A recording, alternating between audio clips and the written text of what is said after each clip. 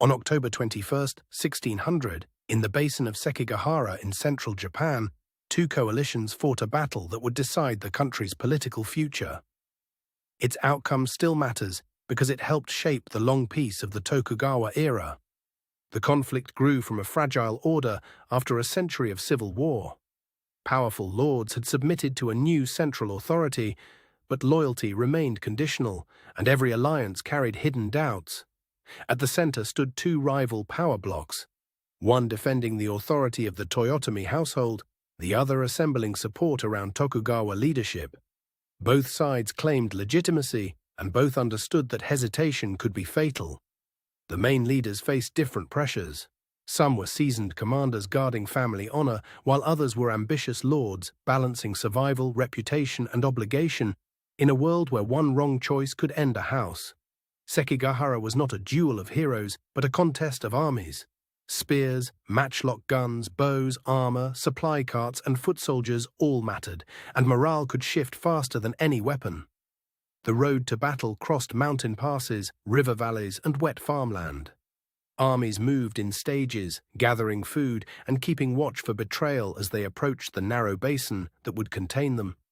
The battlefield itself was a bowl of low hills, fields, and muddy ground, easily choked by rain and smoke.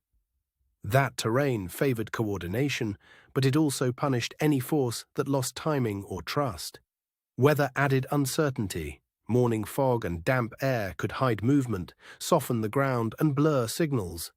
Turning every banner, drumbeat, and shouted order into a gamble, the Eastern Coalition planned to force a decisive fight before its enemies could fully coordinate. The Western Coalition hoped to hold the line, exploit rivalries, and wait for key defections. Before the first clash, both armies had already been tested by suspicion.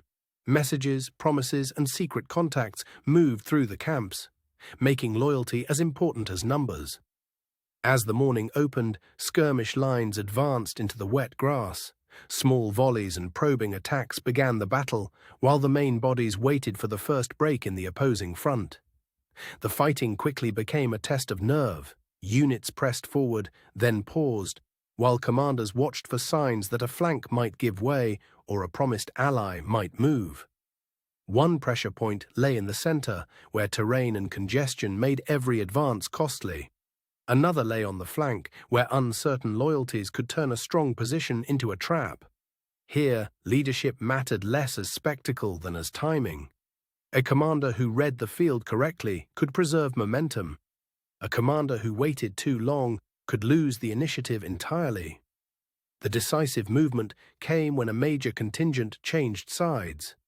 That shift did not end the battle by itself, but it altered the balance so sharply that the Western line began to unravel. Once the balance turned, pressure spread rapidly across the field. Nearby units could no longer trust their neighbors, and a battle built on coordination began to collapse into retreat. The breakthrough was not neat or instantaneous. It emerged through overlapping advances, wavering morale, and the sudden realization that the day had slipped beyond recovery for one coalition. By afternoon, the field belonged to the victors. Survivors withdrew, wounded men were tended away from the front, and the open basin fell quiet except for smoke, rain, and exhausted movement. The immediate aftermath was political as much as military. Captured leaders, surrendered strongholds, and shifting hostages all helped convert one battlefield success into nationwide authority. In the years that followed, the Tokugawa regime consolidated power with remarkable speed. Many domains were reassigned, alliances were tightened, and the old age of large-scale civil war began to close.